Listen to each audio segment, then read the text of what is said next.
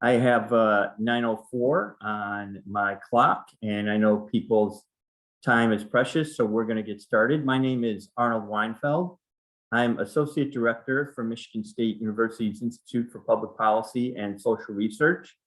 And along with University Outreach and Engagement, very pleased to provide you with this workshop today on amplifying strategies and resources for informing policy. Please continue as you come on to introduce yourself in the chat.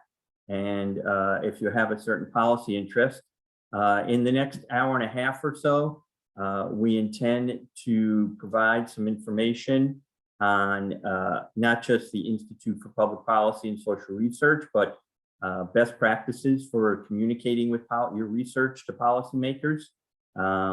We have a panel of folks that have dealt in this particular area that will be led by MSU's Vice President for Government Relations, David Bertram. But first, I'd like to introduce Dr. Matt Grossman, who's Associate Professor of Political Science and Director of the Institute for Public Policy and Social Research. Matt? Thank you. So as most of you know, the Institute serves as kind of a bridge between the academic community and especially the state policymaking community. And I also, as a researcher, study state and national policymaking. And just to set our expectations, I thought I would mention that research evidence is commonly cited in explanations for public policy change.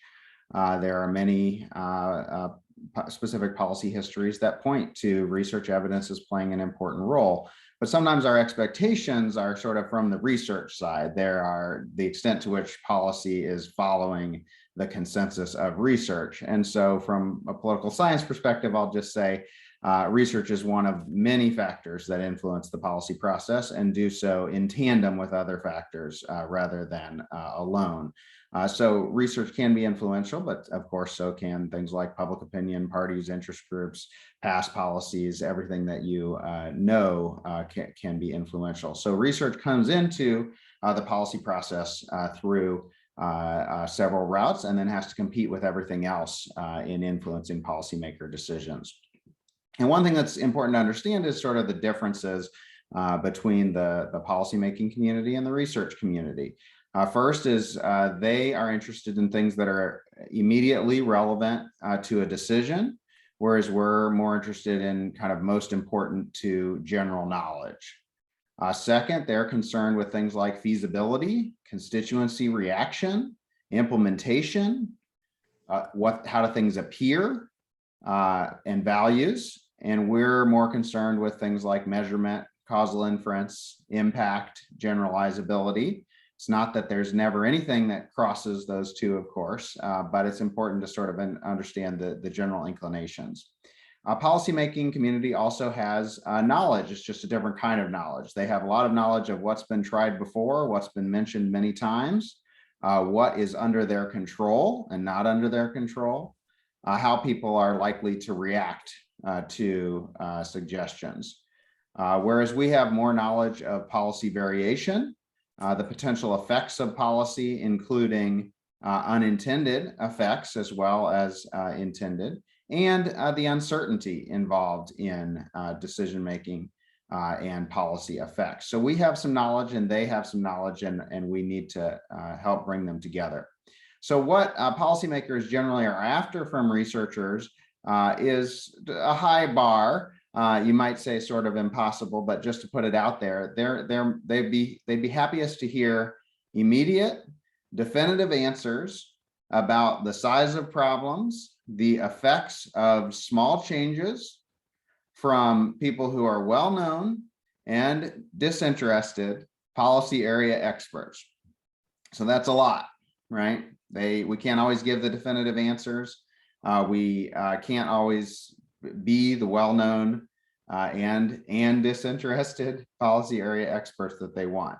But it's a pretty far from what we usually offer if we're just going in from our research. What we usually offer is, given my latest research, here's what I would do if I were king for the day. That's sort of our most common presentation of the policy implications of research. And we often say, we really want to show you the data. And by the way, we need more money in my area and my area of research. So those are things that policymakers are used to hearing from researchers. And we, of course, need to try to bridge that gap a little bit more than usual. So just to give you some context, especially at the state and local level, where we're used to working, obviously people come from many walks of life, but in a state legislative office, you basically have a state legislator with a couple of overworked recent college graduates. So these are your students. You're talking to people who just came out of your programs and may be new to the policy areas themselves. And then if you get down to the local level, in Michigan, only 45% of leaders have college degrees who are working in local government. So you may be talking to leaders themselves who have not been through the college experience. So that raises a bar in terms of being able to communicate research findings to the policy community, but it also means that they will see you as somebody who has experience and expertise and can bring it to policymaking. So what can you do? Well, you can develop a reputation for responsive, informed, and straight evidence with examples. And that means that you come to people not just when you want something, but you become a resource for them, for someone they can go to when they need answers. You, of course, can come prepared to any kind of interaction. What can each decision maker at each level of government actually do about what you're interested in? What success stories are there from other governments or other actors that they might be able to learn from? You can, of course, come to learn as well as teach in your interactions with policymakers. Come with clear questions. Obviously, a good strategy is to make people think that they came up with an idea that was your idea. And so the more that you are listening and it looks like what you have is a response to their question, the better off you'll be. You want to, if you do come with an ask, have a plausible ask. Given the values, the constituency, the priorities of the policymakers you're talking to, what are realistic and impactful first steps that they might be able to take? Now, you also have some advantages in your interaction with policymakers. First, you're not a lobbyist, so you're not David. We know they don't necessarily think you're coming to them asking for money for the university. You are coming to them as an area expert, and that can be seen as an advantage. You also have knowledge across a broader scope and a longer time horizon. So you want to be able to use that to your advantage, not just your own research, but your knowledge of the broader research that might be of interest to the policymaker. You have access to and can interpret relevant data and prior experience across that broad range. And so you want to be able to sell your ability to use your knowledge of the research literature as a whole, in addition to your own work. And you have a network of colleagues with related expertise. So you have people who might be able to answer related questions that they have. And a big part of the process is going to be not just your single interaction, but becoming a resource that they regularly rely upon. And a big part of that is seeing you as a way to connect to a broader community of research and answers that they might be able to access. But you also have to know your perceived perspective. So we said that you are not seen as a lobbyist, but that doesn't mean that you're seen as completely disinterested. So first, we shouldn't be shy about noting that you're going to be assumed to be a liberal. Professors are disproportionately Democrats and liberals across disciplines, especially in some disciplines. They are generally not people who self-identify as conservatives. And of course, we're not Ann Arbor, but we still have a university reputation that comes with the left, that comes with a campus on the left of the political spectrum. And so for some people, that's going to be something that has to be kind of a starting point, and a realization that you're going to be seen as coming from that perspective. And in addition to that, you might have a reputation as an elitist that comes with your university affiliation. So you're going to be seen as more likely to be somebody who has technocratic views, is aligned with experts, rather than not necessarily looking like the constituents that they might be seeing every day. And that includes appointed folks as well, not just elected folks, but they're going to be not necessarily seeing you as part of the public. And we have a reputation for not necessarily deserved, but for looking down upon people who are less educated or less involved in the research community than we are. So those aren't reputations that you have no way of getting around, but I do think it is important for you to come in knowing you're going to arrive at an interaction with policymakers with a reputation. Some of it can be good. Some of it can be something that you'll have to tackle to get through. But you shouldn't view the policymaking community as being averse to research. They do want to hear from you. They do want to hear from expertise, but it's going to occur in a political context where lots of other things are trying to influence policy. You're one among many people, and you have certain strengths and limitations in that kind of interaction. So I think I'm going to turn it now over to Arnold to talk about some resources that we have to help. Thanks, Matt, and thank you for that perspective, given all the work that you have done in this particular area.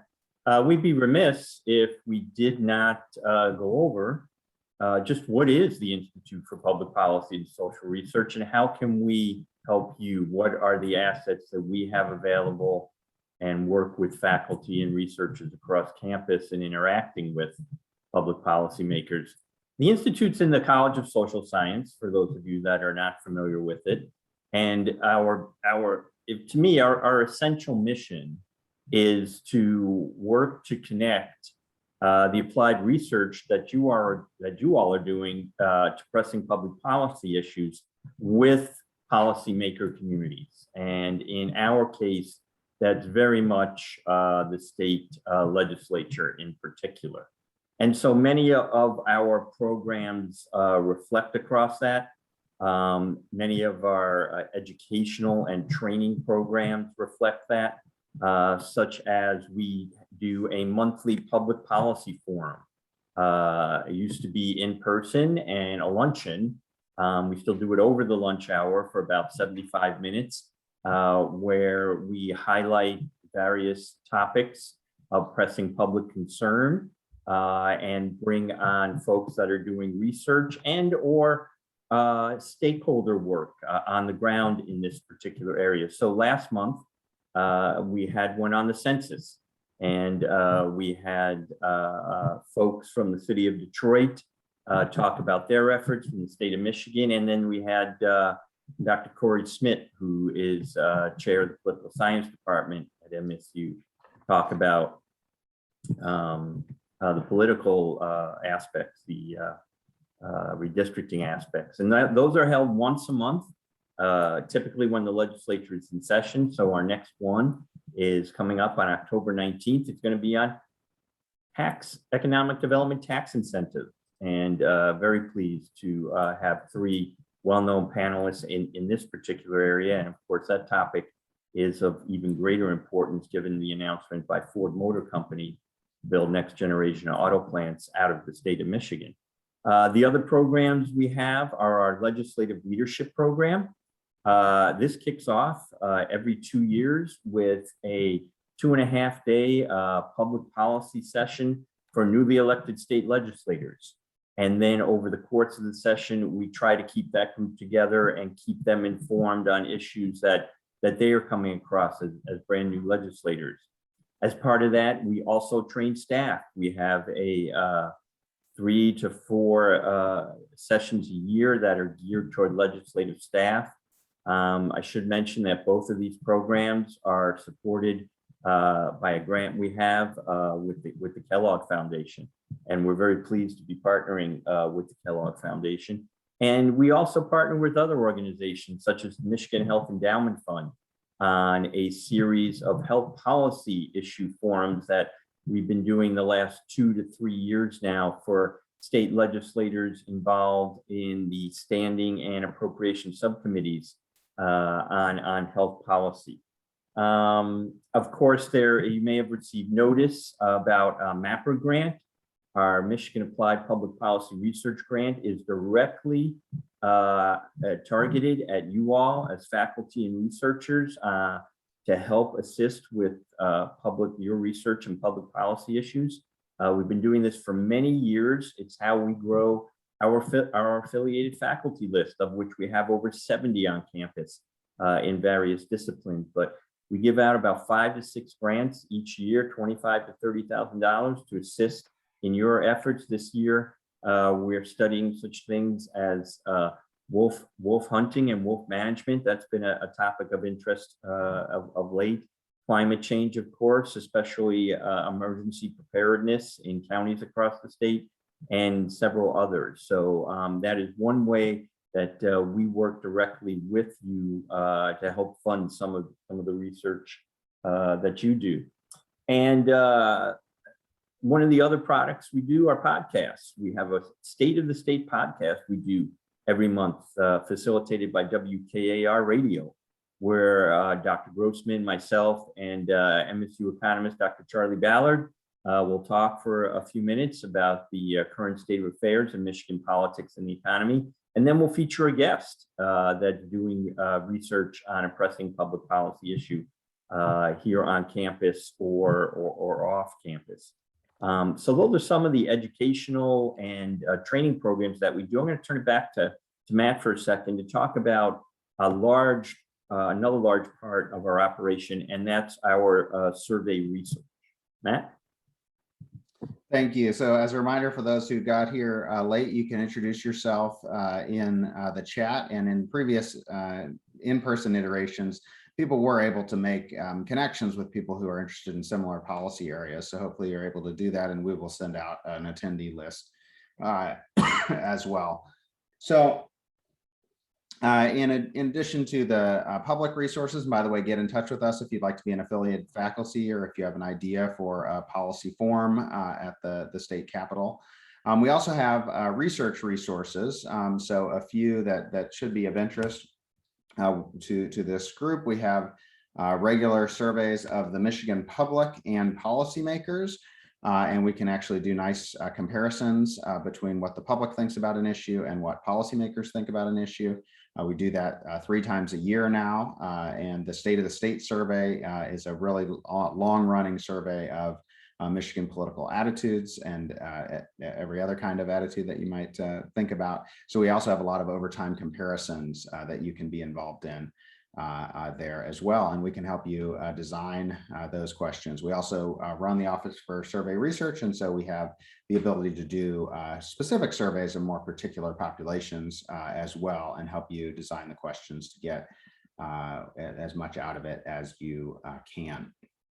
In addition to that, we're also a data repository, particularly on the states. So we have something called the Correlates of State Policy, which has more than 2,000 variables, anything you can think of that's measured by state every year or over time. And so if you're interested in both the kinds of things that affect policy differences across states and the extent to which the policies might cause differences across states, we have a whole bunch of data that could be useful to you. And we regularly expand that data set as well. And I've just linked to a fairly easy to use online resource for looking through that data. And then we also have students who can help summarize your research. We have an on-policy relevant research database, and we have a blog that students can help. So if you have some research that you think might be relevant, especially to the state policymaking community, but to the policy community in general, please let us know, and we can help to examine some of the policy implications of that and put it in language that might be useful to policymakers interested in your topic area. So please get in touch and take advantage of those resources. So as Matt and I think have both noted, we do have a lot of resources available to you as faculty members, as researchers, moving forward, especially as you're working on matters of interest of public policy and to state lawmakers in particular. One of our goals is to make sure that state lawmakers, administration officials know of all of the great resources we have here on campus in terms of our faculty and our researchers, in terms of public policy. We're just 3 miles from the state capitol. And so we work very hard to make sure that we connect and find ways to connect you all to those folks. And certainly one of the folks that's front and center in MSU's efforts at the state capitol is David Bertram. David is I think it's associate vice president for governmental affairs for state relations in particular. I've known David quite a while. Our paths have crossed both here at MSU and outside of MSU when we worked more closely with the legislature in various roles. And he's the perfect person to be leading our next panel, our panel of folks now, which includes Dr. Brian Beverly, who's director of the Office of K-12 Outreach College in the College of Education. Eric Friedman, who is the Knight Center for Environmental Journalism and a professor in the Department of Journalism. And Eric has a long history as a journalist working in the field and covering state politics. And Carrie Kamel, Assistant Director of Education and Outreach with MSU's Anti-Counterfeiting and Product Production Center. And Carrie, I'm sorry, I often mispronounce your last name. I should be more sensitive to that myself, given my own last name. But David, I'm going to turn it over to you, and so we can have a conversation, a discussion on some folks that have done this work before, interacting with state policymakers and administration officials.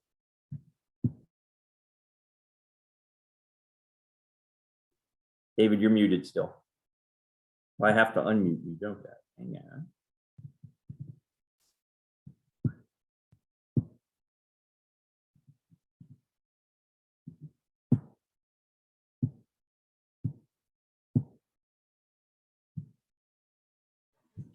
Okay, I think I'm all right. Everyone can hear me. Great. Thanks, Arnold. I appreciate that. And happy to jump right into this session about communicating with policymakers. I do think we have a great panel. You probably, what I'm going to do is introduce each speaker and then give them 10 minutes, and then I'll introduce the second speaker if that works for you, Arnold and Matt. So first, I want to talk a little bit about Brian Beverly and his background. And by the way, I think some of you have already inserted your questions into the chat. We're getting a lot of them, and that's great. I think that after we hear their opening statements, we'll engage in some really good questions. Brian is a lifelong resident of Michigan, and he takes pride in the quality of education he received in the public schools and is passionate about providing similar impactful experiences with students in today's schools. He holds a PhD in educational policy from MSU, and is alum and co-coordinator of Michigan's Education Policy Fellowship Program, and is a former member of the Lansing Board of Education. Brian is currently the director of the Office of K-12 Outreach at MSU, where his work is centered on school turnaround efforts and instructional leadership. Brian, why don't you go ahead and make your opening comments, and we'll go to the second panelist. Thank you, David, and good morning to all. It's been an absolute honor to participate on this panel, and looking forward to sharing some thoughts, but also hearing from my co-panelists. The Office of K-12 Outreach was established in the College of Education to serve as a bridge between researchers and the field. The field at the beginning meant practitioners, and we've spent a lot of time developing professional learning opportunities for superintendents, principals, and teachers across the state. Over the years, we've grown our policy arm and have spent a great deal of effort and resources in engaging policymakers around all issues related to education. Some of those opportunities for engagement include the President's Education Forum, which was established by MSU presidents in the past to provide a bridge again from the university to policymakers. We host a number of research-based talks to policymakers, to staff, to state agencies. All of those are invited to a lunch session at a hotel near the Capitol. And we try to bring those researchers to talk about issues that are timely based on some of the things that the legislature is debating in session. Most notable and recent includes some of the work of Dr. David Arson and his research on school finance. And out of his President's Education Forum discussion, we developed a series of YouTube videos that highlight some of the school finance issues that the state is facing. In addition, David mentioned that I am co-coordinator of the Education Policy Fellowship Program, which is a mid-career professional learning opportunity for folks working in and around education, developing skills focused on 3 pillars, those being leadership, policy, and networking, and offering opportunities for those fellows to be exposed to legislators both at the federal and at the state level in developing some skills for advocacy based on their particular areas of interest. Beyond that, we've recently developed a series of white papers targeting local policymakers and practitioners. Most notably recently, the COVID reopening document that our office created that a number of districts across the state used in developing their frameworks for reopening schools. That was a great opportunity to engage local policymakers, school boards, and so forth. We're currently working on some guidance documents related to the federal ESSER funds, guidance documents for local school boards, again, to think about things that they should consider in implementing some of those ESSER funds and what concepts are and best practices for expenditures, and then also how to best engage their community stakeholders in making some of those decisions. And lastly, we've developed a white paper called Focusing on COVID Keepers, thinking about some of those lessons learned from the transition to virtual learning that could also serve some benefit now that they have returned, schools have returned to face-to-face instruction. And out of all of those white papers that I just listed, we're moving towards some podcasts that will allow a wider reach for some of the things that we've developed. Quite eager to continue this conversation and share some additional thoughts around best practices for engaging policymakers. Thanks.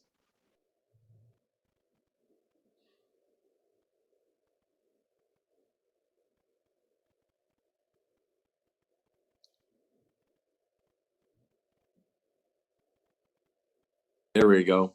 Thank you. I'm going to keep myself unmuted, I think.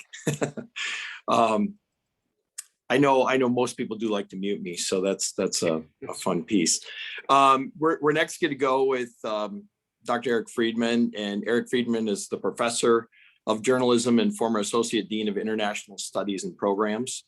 During his 20-year newspaper career, he covered public affairs, environmental issues, and legal affairs for newspapers in New York and Michigan, winning the Pulitzer Prize for the coverage of legislative corruption scandal.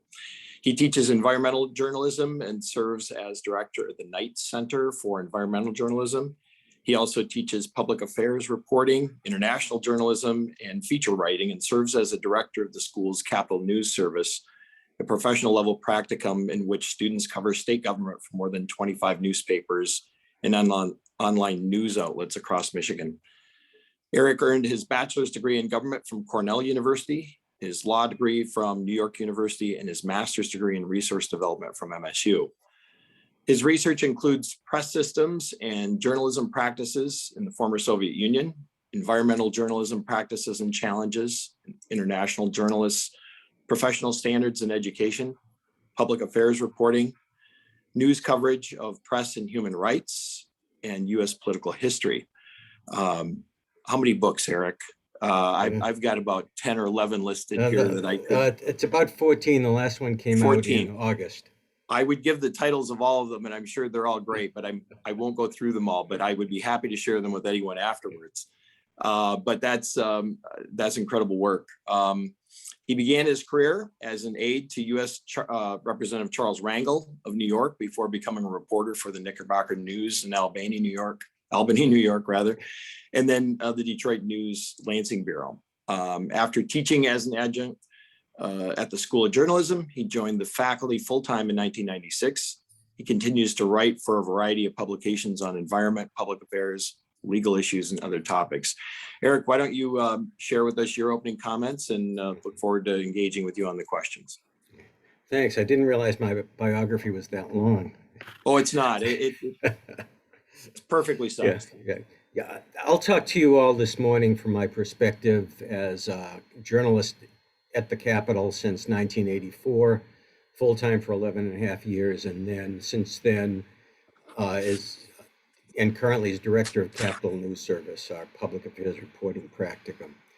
And a little bit about how we teach our students and how our students who are reporting for these newspapers deal with experts and sources and policymakers and people who are in public affairs as activists or local officials. A couple of things to understand: the Capitol Press Corps in Lansing and in virtually every other state has shrunk considerably in the last 20 years. It's media economics to a large degree. It's the proliferation of alternative sources of information for the public. So a lot of the news organizations that were here in the 1980s with their own reporters no longer are. Bureaus, the Detroit papers, Associated Press, and others have shrunk or disappeared. So you have fewer places to peddle your studies in a sense. You also have this growth of new media, quasi-media, and what I call pseudo-media. Some with a political leaning, such as Michigan Confidential to the right and Michigan Advance to the left. Others are conglomerates, and Hearst, for example, has bought a number of newspapers in the state in the last few years and expanded its empire here, but not opened a bureau. Academics are often shy about talking to us as journalists because we don't understand the royal, we don't understand economics or quantum physics or how the Wall Street market is influenced by what's going on with trade tariffs in China. But our job as journalists is not to influence the policymakers, but we're a medium, a venue for information to get to the public, ordinary people, as well as policymakers, and not just members of the legislature or cabinet directors or the governor, but what I consider the worker bees. Those are the people who actually implement policy or impede the implementation of policy or influence their bosses higher up on how to interpret policy. So it's legislative aides, for example. It's bureau chiefs in state departments. And they read, they listen, they watch Tim Skubic maybe on Friday night if there's no high school football game. They get the feeds from news media. I get them all day long, it seems like, from the Detroit News and from Lansing State Journal and from the Manistee paper, and I get one every day from the paper in Big Rapids, and I get them every day from the Traverse City paper.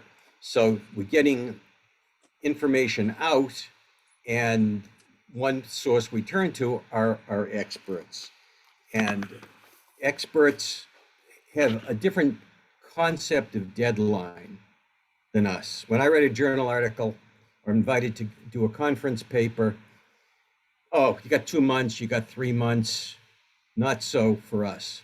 For us, there's a reason the word dead is in deadline.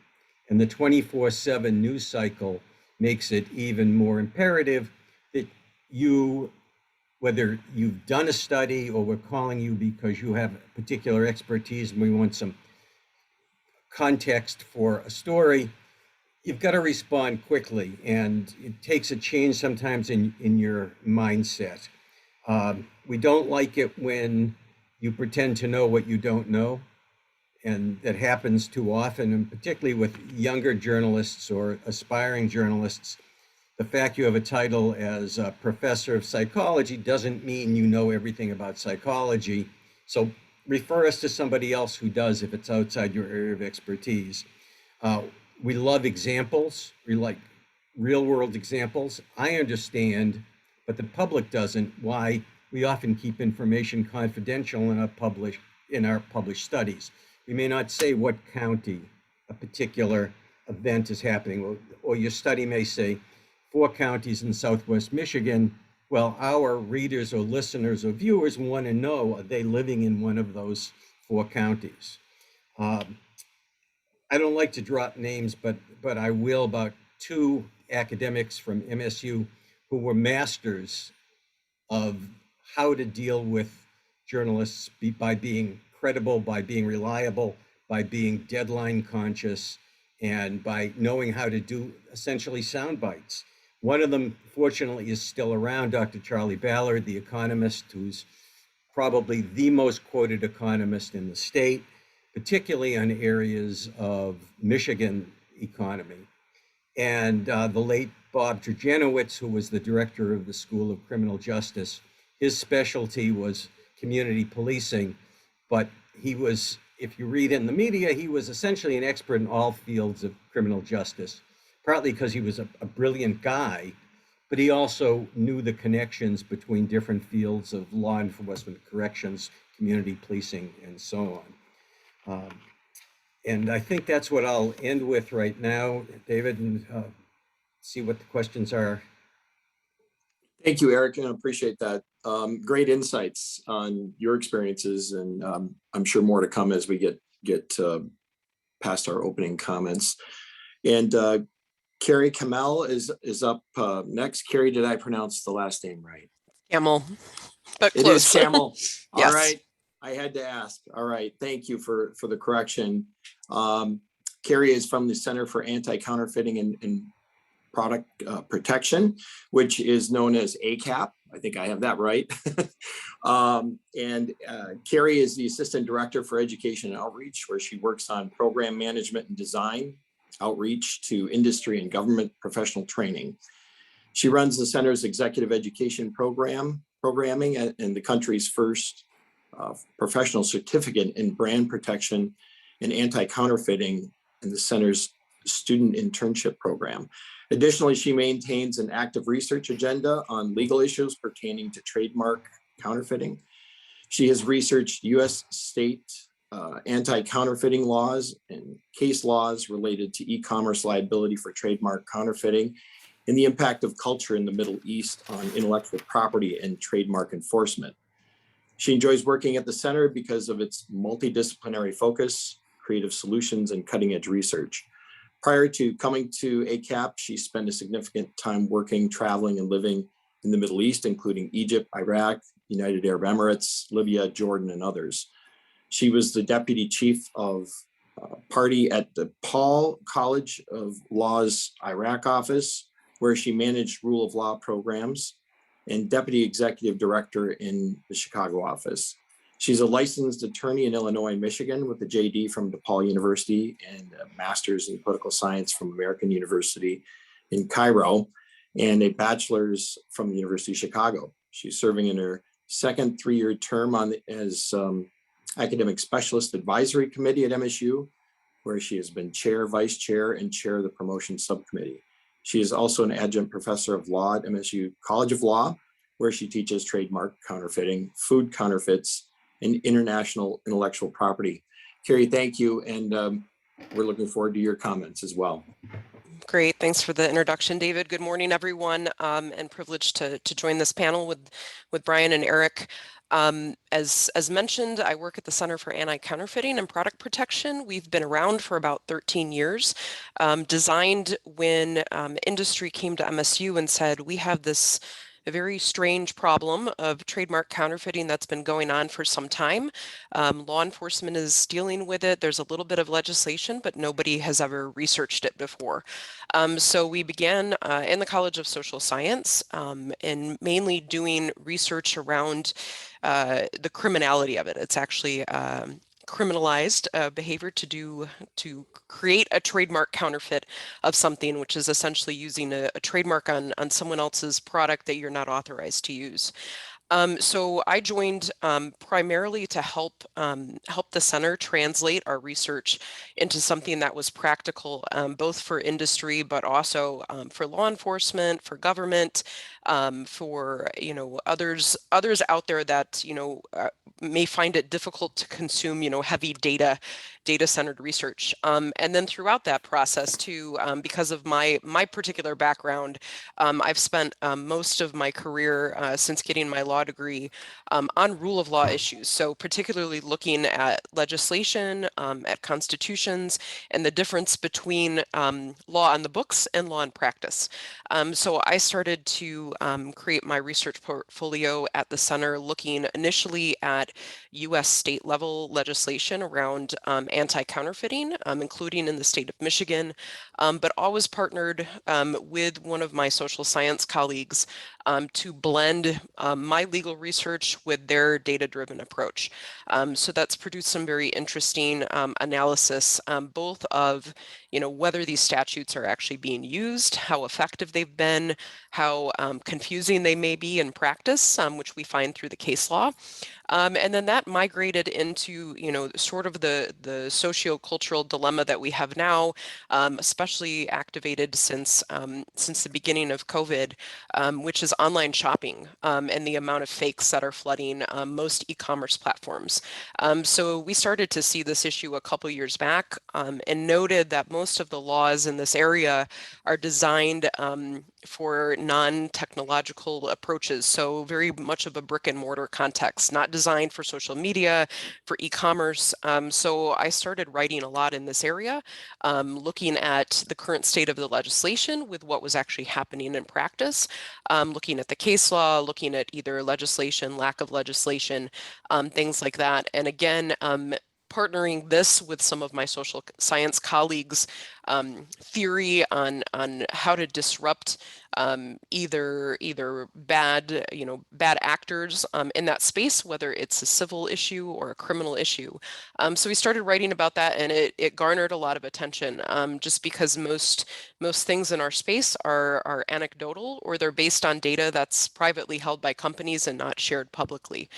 So we've spent a lot of time in the last few years researching on that, testifying before Congress, talking with different policymakers, talking with different stakeholders, including brand owners, but also e-commerce platforms, government officials at the state and local, but also federal level, occasionally international or other global regional actors in that space. It's been a very interesting process because it's sort of coming to a head with COVID, just given the demand for product that a lot of suppliers haven't been able to meet, and the great danger in some cases with counterfeits, particularly in the medical field or in the food area or in other areas where a counterfeit could cause the death of someone. And interestingly enough, one of the other stakeholders that I haven't mentioned are consumers. Everyone who consumes a branded product is a potential victim for these issues. So our stakeholder groups are pretty complex and pretty big as well. But with that, I will keep my introduction short and be open to questions. Thank you. Gary, thank you very much. Interesting work that you do. And I always imagine the challenges and the folks you're trying to rein in are always trying to stay a step ahead of everything that is happening. So interesting challenges. I'm just going to give maybe a couple of comments of my work, and then let's jump into questions.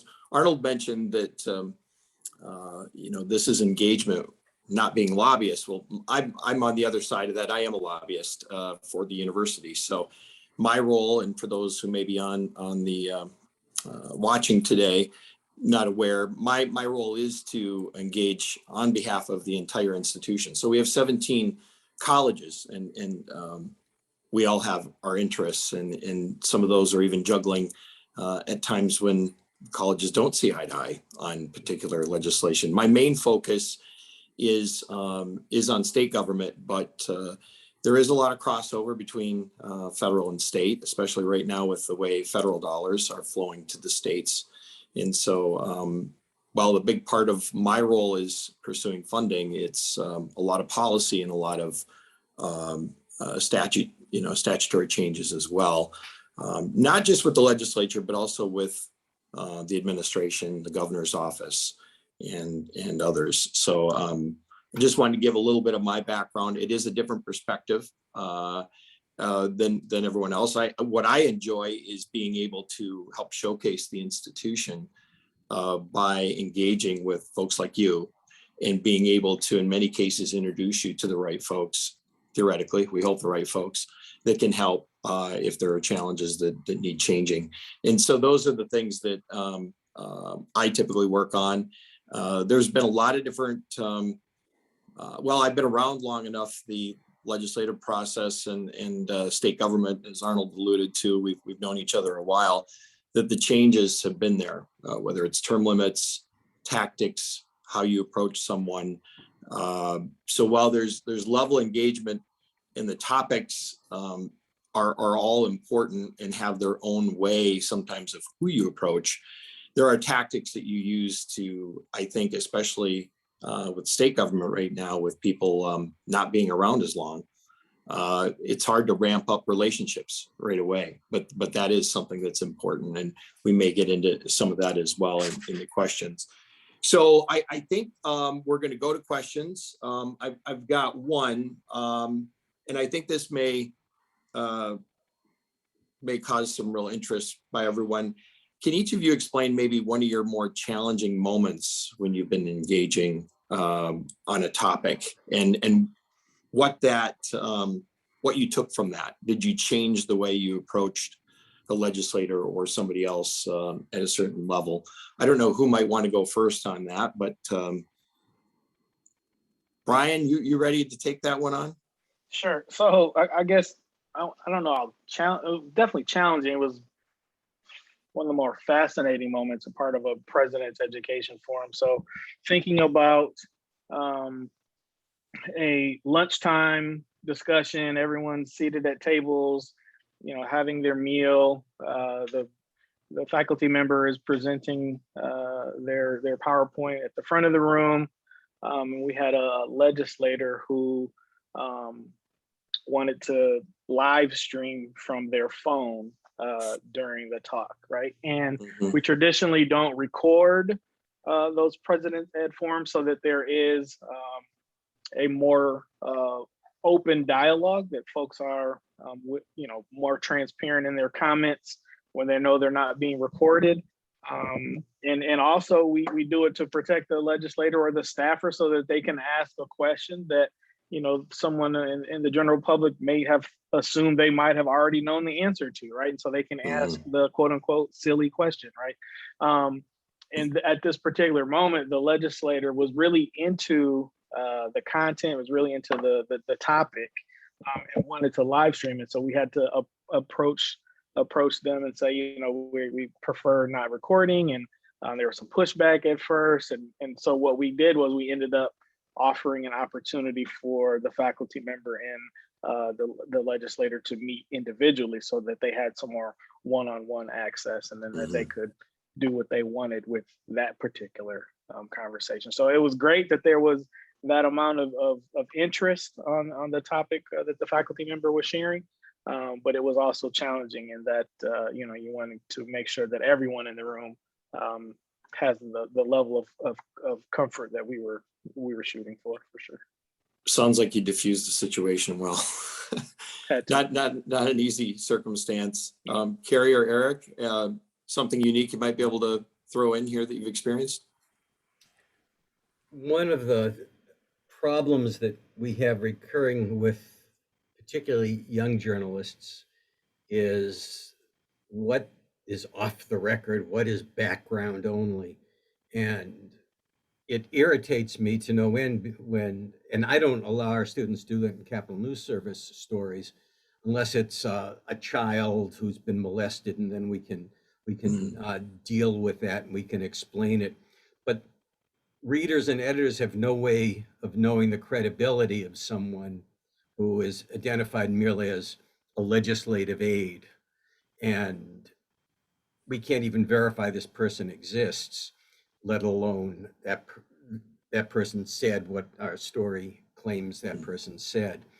And I think that students and some journalists get caught up in its mystique, like the Watergate in the garage kind of deep throat source. What particularly bothers me, though, from the perspective of those who want the secrecy, in some cases, they're perhaps illegally leaking something to us from medical records or government records or confidential settlements.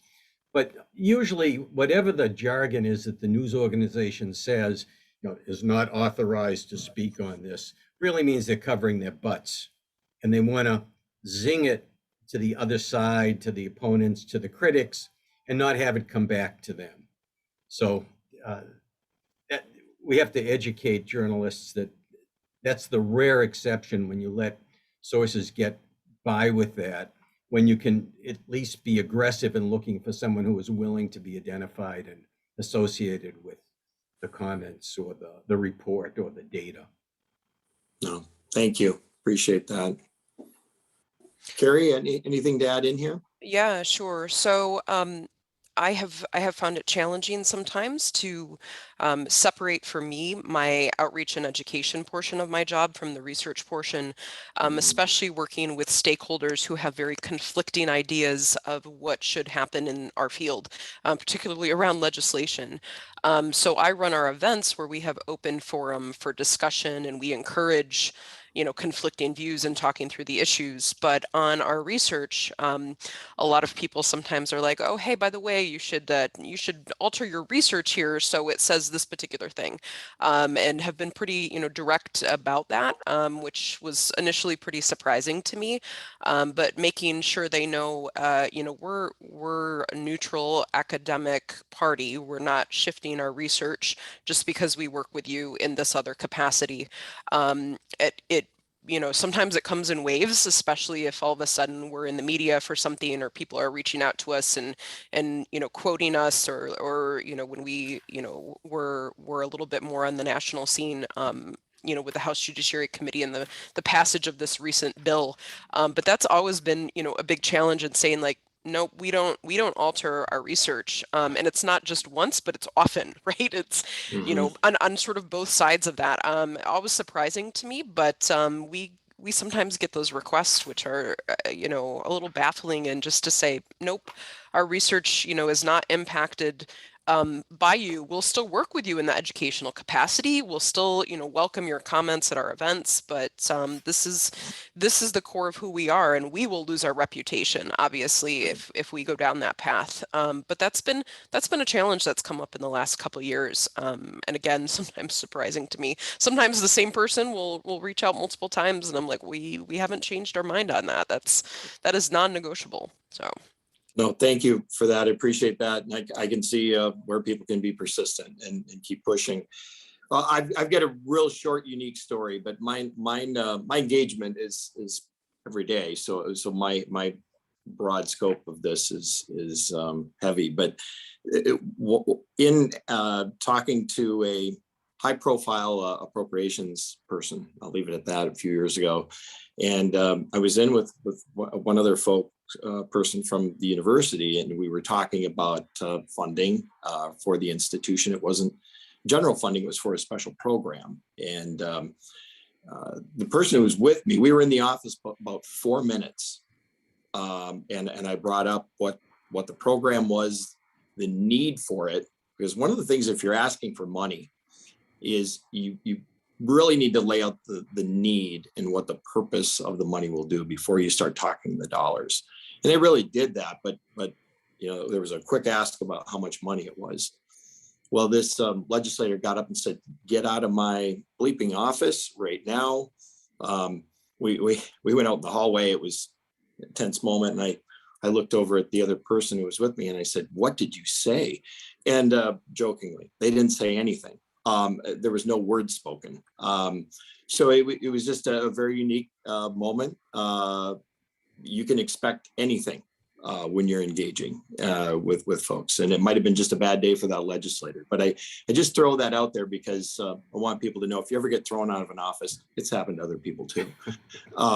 Hey, David. But yeah, go ahead, Arnold. Can you talk a bit about term limits and, you know, the impact that has had on this aspect? I mean, you know, it used to be in the last century that, you know, long-term legislators really did understand the importance of academic research to what they were trying to do. And of course, we also took a little longer on subjects, but how has term limits impacted, you know, for instance, that conversation? I mean, you know, you get a legislator who comes down who, as Matt said, thinks, you know, we're all elitist socialists at our institution and have a certain viewpoint. So.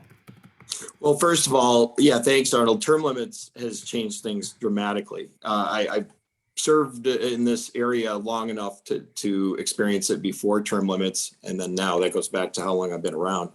But it has dramatically changed it. And one of the things I want to applaud your efforts and what is done every 2 years is the orientation for legislators, because I think what MSU does there in giving them a sense of what they could expect from their job, even though it's in an intense 2 days of discussion, it really does help them. I get a lot of legislators that tell us that that's one of the better programs they do that helps prepare them for going into their service. But what I will say is this: everybody is moving at lightning speed the minute they get there to try to become a leader or to try to become an appropriations chair or whatever that key role is that they want to reach.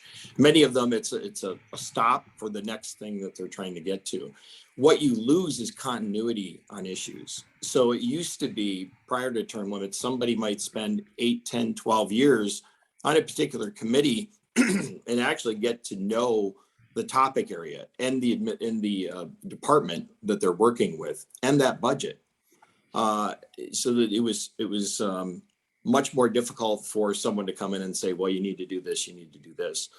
Now people are moving even from term to term. So if you're a House member in the state House and you got 6 years, you might, as a freshman, been put on these 3 committees. Well, you may not have liked 2 or 3 of them and said, you know what, well, next year I'm going to move to this committee and this committee, because maybe I can, you know, get more work done on my issues. Maybe I can raise more money for my PAC, whatever it might be, or my reelection committee. And so that becomes where there's just is not the continuity that there used to be from even session to session every 2 years. If you look at how the committees have turned over, it's more than 50-60% of members on the committee. On higher ed, I'll give you an example. We lost all but 2 members from last session to this session. And some of that was due to term limits. Some of it was due to people just jumping off of the committee and going somewhere else. So it's made it very difficult. You have to try to establish a rapport early. If you don't have a rapport with the legislator, then you have to look to their staff. Maybe they have an experienced or seasoned staffer who's been around more than a year or 2. And those are kind of the key elements. I would add that it's important to include staffers in your invitations or into your outreach, not only because the staffers often have more longevity long-term than the legislators themselves, but in some instances, those staffers become the legislators themselves after a particular legislator is term limited. So we've seen that type of turnover more than once. And it's important to establish, positive working relationships with staffers because of that. I would add that be deliberate on your information. Don't ever assume that the information that you're providing is something that they know. It can be very basic. People move at fast speeds, and sometimes they may be even on a committee, but their focus may be on another committee. They may have their own issues. So don't ever forget to include the basics. The other thing is materials that you provide, make them brief. A 12-page, 15-page report is likely not going to get read. It might by a policy staff person, but it's probably not going to get read by the legislator. If you don't get it down to a front and back of a one-pager, you probably won't get read. Yeah, Eric, you had a comment in there about the conversation. You want to talk through that Yeah. for a second? Yeah, I just resent to everybody, but the question was about journalism and the conversation. It's a wonderful, wonderful avenue for reaching an international audience of lay people. Great editing. MSU is one of the universities that is a sponsor of it. For those of you who do research that has international implications, there's a French language edition that I've been in. I know that there are others as well, but it's a chance to craft your research and tell a story in about 1,000 words. And the editors there are, you get too long and they're just going to cut. So you're also, there's this dilemma. One is everybody's doing research on COVID, for example, now, or on relations with China. What can you say that's different that comes out of your research? And there's an online form, you pitch your idea, you get feedback, whether there's interest or no interest, and then you set deadlines and you work sometimes real quickly. Sometimes you have a little more leisure in getting it in. But there's a lot of prestige, and I don't know when the last time was I came home with an academic journal and sat back in the recliner in the evening and read through an article, let alone a whole issue. But here you get thousands, sometimes tens of thousands, sometimes even more than that, of people who are putting their eyes on your research. That's a good point. Thank you. Carrie, anything to add on this topic? Or this question, I should say. Not in this one, thanks. Okay. One of the things I also had down is, have you changed your tactics? We all just talked about how the political environment, we talked about term limits, but I'm even talking about more recent, in the last, say, 2 to 3 years, how the political environment has turned a little more aggressive. I'll just leave it at that. We've all made references to that. Have you changed your approaches, or are there suggestions that you have for anyone else about how they should approach things now? I think some people are concerned about engaging right now. Any thoughts on that? I think it's important to know your audience, right? And as has been shared earlier, know what your ask is or what your advocacy point is going in. I think that it's important, no matter, if you're speaking to someone who may be aligned with your particular perspective, or if you're approaching someone who may be in opposition, that you need to be concise in your points. You need to make sure that your comments or your analysis are definitely data driven, but not too data heavy, right? I think that there's a point where you can get your point can get drowned out in analysis, and every legislator is keen to the fact that data points can be interpreted in many ways, right? And you have to be able to ground your particular perspective in some reasoning that makes it hard for others to challenge your point, because they're going to challenge. There's no question about that. Even if they necessarily agree with you, they may not agree with the entire point that you're trying to make. And so it's necessary to make sure that you're grounded and staying in a, I think the term that we've used earlier was in a layperson space, right? Mhm. Because you're not speaking to someone who's also published journal articles, right? You're talking to someone who's trying to craft policy to have an impact on the masses, and so it's necessary to know your audience. Carrie, Eric?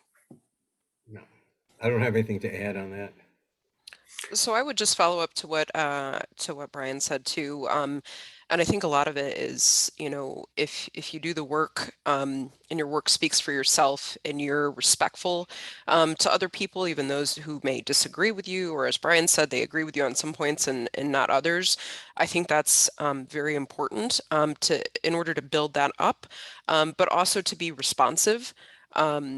Whether you're working with the policymakers or other people that are interacting, even people that disagree with me or are trying to, tell me to to do something else, I still respond to them quickly, respectfully, thank them, for whatever that is, and then move on without changing my perspective on it.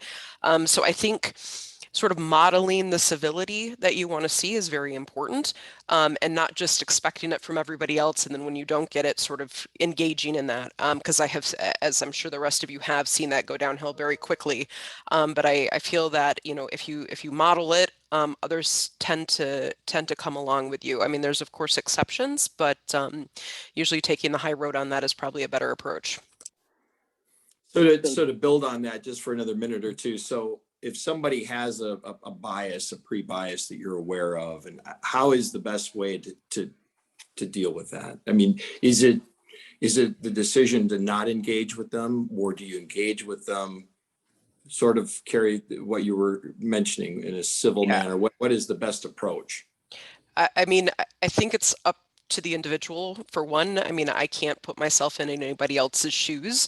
I have had it happen to me where people directly say you should not be doing this because of XYZ, or you've been chosen because you're a token representation because of XYZ. And when I hear that, I respond to them. All I know is my work and what I've done, and that's what I'm going to speak on. And then I usually cut that conversation short and walk away. In most cases, they're people that I have to continue to work with externally because they're in my field, but I also then know their perspective going forward. It's very challenging for sure. And I would not, this is my approach, that's all I can share. Everybody has to find what their own limits are, their own experience on how to deal with that. Wonderful. Yeah, good point. Brian, I'd build on that just a little bit. Yeah, I would. I mean, Carrie's points are well taken, no question. I think going back to one of David's earlier points is you can't just show up when you want something, when you need something, right? You have to show up, and there's a consistent and a persistent aspect to building some of those relationships over time, right? And showing up and sharing information when it's not necessarily asked for, or when it's not necessarily tied to you gaining some benefit. You want to be seen as a resource, and the only way to do that is to show up consistently, and again, being grounded in your data. No, thank you. Eric, anything to add on this? One other thing is that you can sometimes use the media as the way to raise that issue rather than going directly to a legislator, for example, or to one of the professional associations. Then there's this intermediary or buffer that issue gets raised, although if the journalists are doing their jobs right, it's not in that story is not all going to be only your perspective. There'll be some, we hope, some fairness and some balance in it. It is difficult. I always make, to the point that was raised, I think Brian mentioned it, know your audience before you go in, get a sense of who they are and what their perspectives might be. Now, you might be engaging with them on a topic that you don't know, but you can probably find out what some of their general thinking is on, whether they're social media posts or just news stories that you see out there. I agree, Eric. I think, and one of the things that we all have coming from higher education and approaching the legislature on something, many of them, I'm not saying all, but many of the legislators will have a bias towards who we are coming in with something. And so understand that. So sometimes it's the soft approach. Sometimes it's not the hard academic journals, but it might be some of the lighter information that has been written about a topic that might be more in the mainstream media before it will even gain some acceptance. Sometimes that person that is that you're going to might be the chair of the committee, and you may think, well, geez, their thinking is this. Well, then maybe try and go to the vice chair of the committee. One of the tactics too is to find somebody on the committee that they're closer to, that they respect, and kind of go to them and see if they're open to the idea, who can then bring it to the chair indirectly. So there's a sort of, to the point that Eric was talking about using the media, it's that third person approach type of thing that could work, or second person approach. So no, very good information. I think we got about 5 or 6 minutes left. If not, you can cut me off, Arnold or Cindy. But one of the number of questions that and topics that have been brought up in the chat, I've been trying to skim it. A lot about education. How is education? How can we get focused on education? I want to hear all of you respond. I've got some thoughts on that as well. Education, I think, during the last 20 months since we've understood COVID a little bit, has been very dynamic. But any perspectives that you might have on that? Brian, you lead that off? Yeah, sure. I think that it's incumbent on all of us to push the narrative right now. Kingdon talks about policy windows, right? And COVID has definitely raised the urgency and the attention on education in general. And I think because of that, and because of the accompanying federal investments in education that have surrounded the response to COVID, I think that it's important to continue to push, where some of those opportunities are around education, how to improve education for all. But I also know that it's necessary to keep our eye on the long game, right? And these additional resources have flown into districts, right? These pots of money, and eventually the accountability hammer is going to swing back. And so, how are we supporting educators? How are we supporting families in achieving some of the outcomes that we all want to see? But at the same time, recognizing that some of the challenges still have yet to be addressed. And so, how can we continue to develop some supports around some of those other challenges? I just add one thing in the era of the pandemic. From the news media perspective, COVID has squeezed the life out of a whole lot of other things. It has hit news organizations financially, and from the journalist perspective, stories that don't relate to the COVID or situation or last year's election, those other mega issues, has squeezed out the news hole for other issues, other findings, other research that we know are independent of that, but important in their own right. And it's harder to get the attention of MLive or the Detroit News for a story that's more arcane, even though it's important in the scheme of things. And even big issues like climate change 2 years ago would have gotten more airtime, more space than they do now because it's COVID. No, I think you're right. Good point. Carrie, anything to add on that question? Yeah, so I'll just talk about this from a little bit of a different perspective. So part of my job is also to educate our stakeholders, so namely people outside of the university. And I'll just talk a little bit about the method, and that has shifted greatly over the last few years. But again, in the last year and a half, going from long executive ed sessions to short online courses that someone can do at any time of the day, anywhere they are, given all the complex work and home life schedules people have, but also sort of combining different adult learning techniques, because not everybody can sit in front of a video and watch it or have time to focus and really deep read like they used to. So we've come up with podcasts. We publish what we call backgrounders, which are these short 1 to 2 page highly graphic, publications, high use of graphics, not highly graphic, but a lot of graphics and visuals to explain our concepts, our research concepts, to give something not only for the legislature to be able to, process it better, but for anyone in the field whose attention span, as we know from all the studies, has gone down dramatically. So we're trying to find different ways to get it out to people in this current setting where they're still able to digest some information, even if it isn't 10, 15 page, law review articles or publications, but making sure that we're still educating in that way, but being able to change to the current environment. Great, thank you. I know we're almost up against time, but I do want to ask one more, just we'll call it a lightning round here. Any quick advice that any of you have for everyone who's watching to establish quick credibility? Say they're going in cold, they don't know the legislator, they don't know who they're dealing with. What is a quick couple tactics that might give them the best instant in or connection they could have with that audience?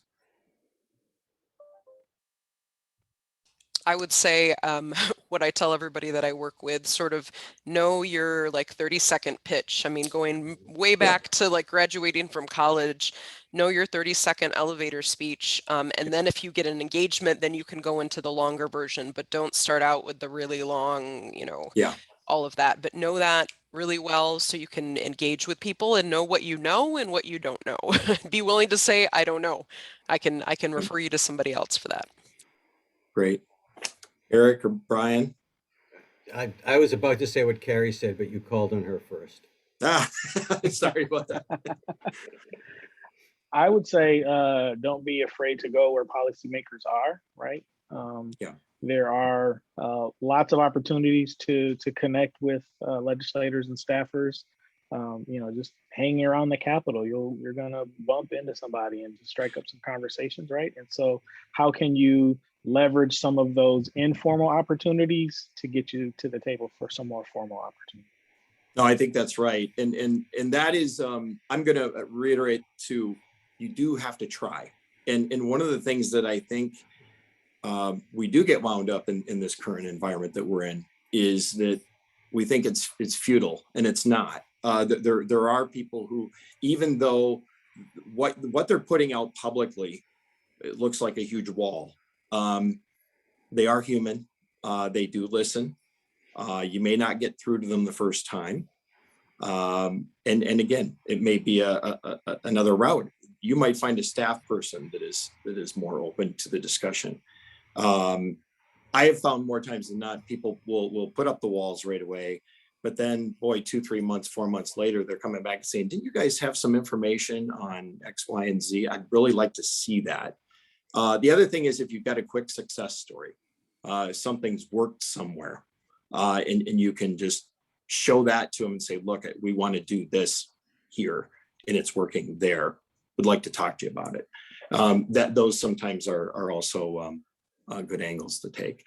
I think I've probably blown our time. Arnold, Matt, jump in. I think first of all, I want to thank the panel. Thank you very much.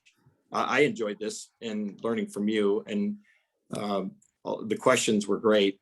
We didn't get to probably a third of them. I appreciate everybody engaging.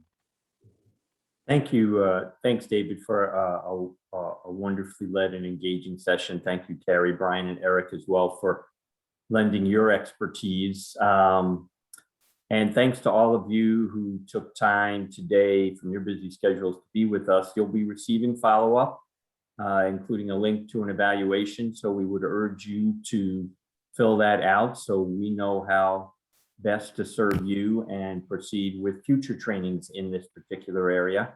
And hopefully we'll get back to it in person at some point in time. Matt, any other closing comments?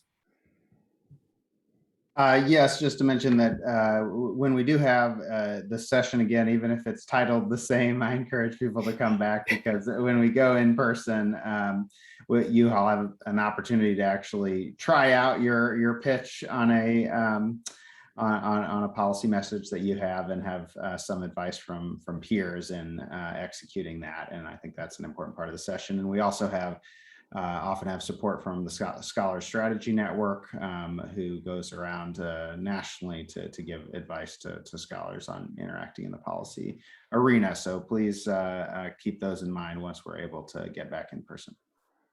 Matt and I have provided several links to IPSR web pages and information on the assets that are available to you through IPSR. Please let Here I know if we can ever be of assistance. And we'll be watching for your work as well. You know, we often pull things off of the MSU Daily or MSU Today. Oh, did you see this research or that research? And we'll get at you one way or another. So thanks to our panelists for taking time from their busy schedules. Thanks to all of you. And again, we'll be following up with further information, and please fill out that evaluation. Thanks again for joining us.